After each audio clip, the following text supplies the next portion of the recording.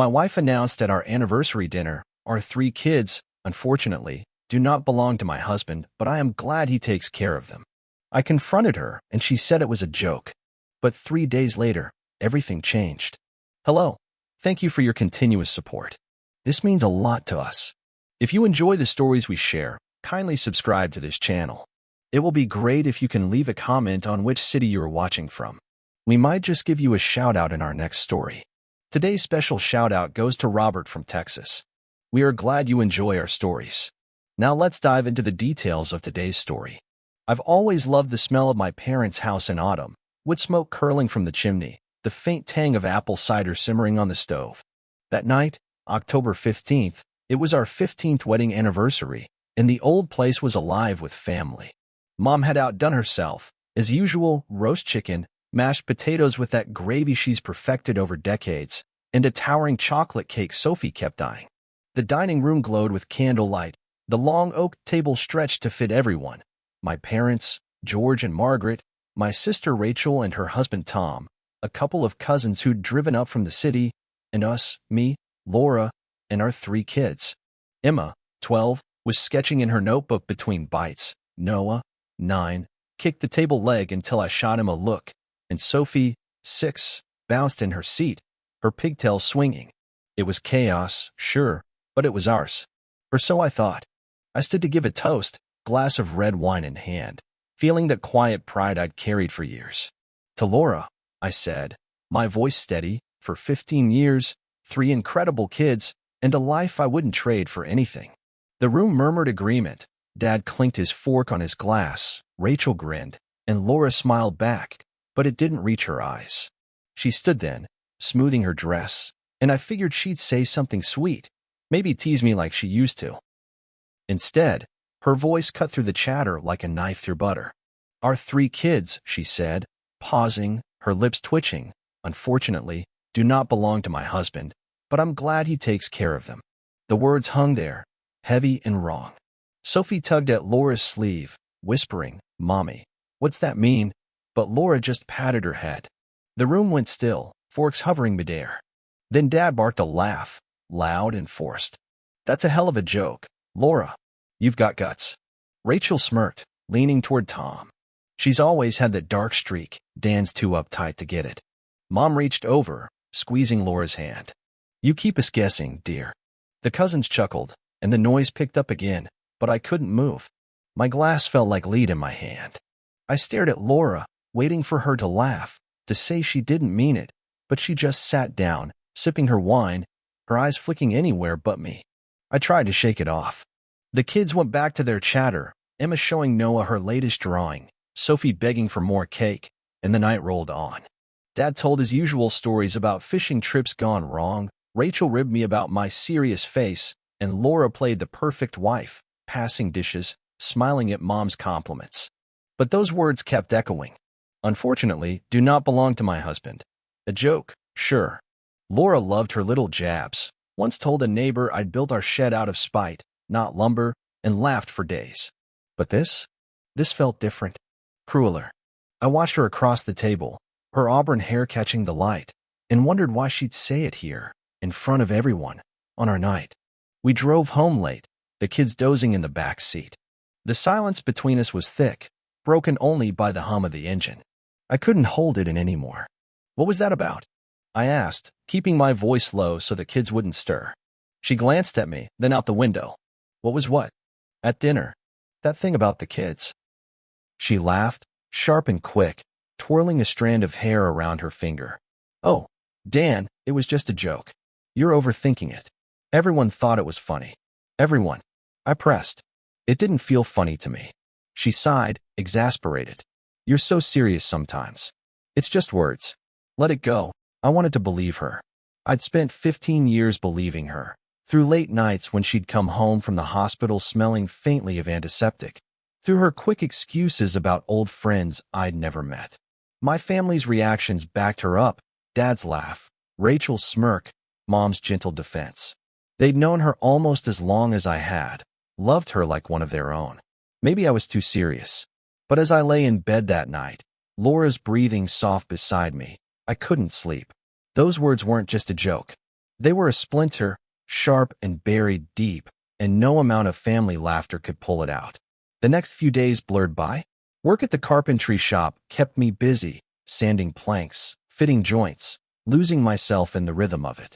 Laura acted normal, kissing me goodbye before her shifts, humming as she cooked dinner. The kids filled the house with their usual noise. Emma's science projects scattered across the table, Noah's soccer cleats muddying the floor, Sophie's endless questions about why the moon follows us. I tried to push it down, to let it fade like Dad's fishing tails. But every time I looked at them, Emma's freckles, Noah's sharp jaw, Sophie's green eyes, I saw something I hadn't before. Something that didn't fit. By the third day, I couldn't stand it. Laura left for work, her scrubs crisp, her smile tight. The kids were home, sprawled across the living room. Emma with her headphones, Noah kicking a ball against the wall, Sophie coloring. I stood in the doorway, watching them, my chest tight. My family thought I was crazy to dwell on it. Laura thought I was a fool. But I wasn't imagining the way her voice had cracked at dinner, the way her eyes wouldn't meet mine. I had to know. I grabbed my keys, called out, "Hey, kids, let's go on an adventure," and led them to the car, my heart pounding like it might break free. The drive to the clinic was a haze. Sophie chattered about her crayons. Noah argued about whose turn it was to pick the radio, and Emma just stared out the window, her earbuds in. I gripped the wheel, my knuckles white, telling myself this was insane. Laura's words were a joke. Everyone said so. Dad had called the next day, chuckling. "You've got a wild one there, Dan." Rachel texted me a laughing emoji. "Lighten up, she's just messing with you." Mom left a voicemail, her voice soft. "Don't let it get to you, honey. Laura's got a big heart." They were my anchor, my family, and they saw it her way. But I couldn't unhear it. I couldn't unsee the flicker in her face when she'd said it. The clinic smelled like bleach and bad coffee.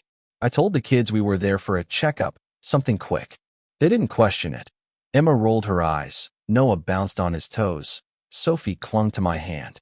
The nurse handed me the swabs, explaining the process in a bored monotone. I knelt in front of each of them, my hands shaking as I brushed the cotton inside their cheeks. "Open wide," I said, forcing a smile.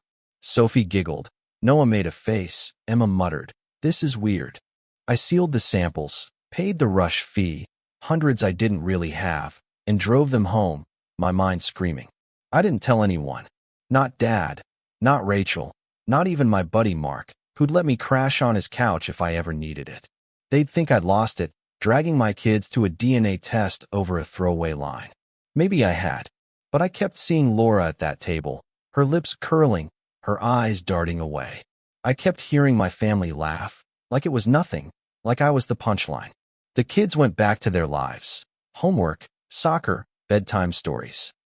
And I went through the motions, nodding at Laura's small talk, kissing her forehead like always. Inside, I was unraveling. 2 days later, I was in my truck, parked down the street from the house. Laura was at work, the kids at school. I told my foreman I needed an hour, some vague excuse about an errand. The email pinged on my phone, subject line, "Test results, priority delivery." My breath caught. I opened it, scrolling past the jargon to the numbers that mattered. Emma, probability of paternity, 0%. Noah, 0%. Sophie, 0%. 3 kids, 3 zeros. I read it again, then a third time, the screen blurring as my eyes burned. Not one of them was mine. I don't know how long I sat there. The world shrank to that truck cab, the cracked leather seats, the faint buzz of the radio, the photo of the kids taped to the dash. Emma at her first science fair, holding a ribbon. Noah after his first goal, grinning with missing teeth. Sophie in my arms, barely a year old, her green eyes wide. I'd built my life around them. Every late night, sanding furniture to pay for Emma's art supplies. Every muddy field cheering Noah on. Every story I'd read Sophie until my voice gave out. And none of them were mine. Laura hadn't just lied. She'd built a whole damn castle of lies, and I'd lived in it blind. The rage came first, hot and fast. I wanted to smash the phone, drive to the hospital, drag her out of her shift and scream. Who? When? How long? But then the grief hit, heavier than I'd imagined. pressing me into the seat. I thought of my family at that dinner. Dad's laugh, Rachel's smirk, Mom's gentle nudge. They'd sided with her, waved it off. I'd trusted them to see what I couldn't, and they'd failed me. Or maybe I'd failed myself. Ignoring the signs, the late nights, the locked phone, the way she'd tense when I asked about her past. I drove back to the shop, the results burning a hole in my pocket. Work was a blur. Splinters in my hands, sawdust in my lungs, the whine of the saw drowning out my thoughts. That night, Laura came home, tired lines around her eyes, and kissed me like nothing was wrong. "Rough shift," she said, pouring herself wine. I nodded, mute, watching her move through our kitchen, the kitchen I'd remodeled for her, the house I'd made ours. The kids ran in, demanding dinner, and I cooked, mechanically, silently, while they bickered and laughed. I looked at them, really looked, and saw it now. Emma's nose wasn't mine. Noah's jaw was too sharp, Sophie's eyes too green. How had I not seen it? I didn't sleep. Laura's breathing filled the dark, steady and untroubled, while I lay there, plotting. I couldn't confront her yet. Not with the kids there, not with my family ready to defend her. I needed out, clean and final. The next day, when she left for her night shift, I waited until the house settled. The kids were asleep. Emma's light off, Noah's ball still, Sophie's teddy bear clutched tight. I pulled a suitcase from the closet, my hands steady now. This wasn't impulse. This was survival. Packing was surgical. I didn't take much. Jeans, shirts, my work boots, the laptop I used for billing. Sentiment screamed at me to grab more. The kids' drawings on the fridge, the quilt Mom made us when we married. But I couldn't. Every piece of this house was a lie, a prop in Laura's play. I stopped at the mantel, though, staring at that photo, me and the kids at the lake, for years back. Emma's gap-toothed smile, Noah's muddy knees, Sophie's tiny hand in mine. I took it, slipped it into my pocket. Not for them, but for me, for the man I'd been before the truth gutted me. The dining table loomed in the dim light, the same one where she'd dropped her bomb. I sat, pen in hand, and wrote. I found out everything. The kids aren't mine. Here's the proof. I'm done. Short, sharp, no room for her to twist it. I stapled the DNA results, 3 pages, 3 zeros, and left them there, a cold monument to her betrayal. I didn't look back as I walked out, the door clicking shut behind me. The night air hit my face, crisp and unforgiving, and I drove to Mark's place, an hour away. He didn't ask questions, just handed me a beer and pointed to the couch. I crashed there, the photo digging into my hip, and cried for the first time since I was a kid. Laura found the note at dawn. I know because my phone lit up with her calls 10, 15, 20 before I blocked her. Then the text from Rachel. What the hell, Dan? Call me. Dad, this is crazy, son, come home. Mom, we need to talk. Honey, please. I didn't answer. Mark peeked over, bleary-eyed. Trouble? He asked. Yeah, I said. Big trouble. He nodded, left it at that. I stayed with him a week, sleeping on that lumpy couch, staring at the ceiling while the world I'd known burned down. Laura didn't waste time spinning her story. She called my parents, sobbing. I got the play-by-play from Rachel's frantic voicemails. She says it's a misunderstanding, Dan. The tests are wrong, or you're overreacting. Mom and Dad showed up at Laura's that morning, I heard, saw the results, and still took her side. You've been their father all these years, Mom told me over the phone when I finally picked up. Biology doesn't change that. Dad growled, you don't walk out on family, son. Rachel was worse, called me selfish, said I was punishing Laura for a mistake. A mistake? 15 years, 3 kids, and a lie that big wasn't a mistake.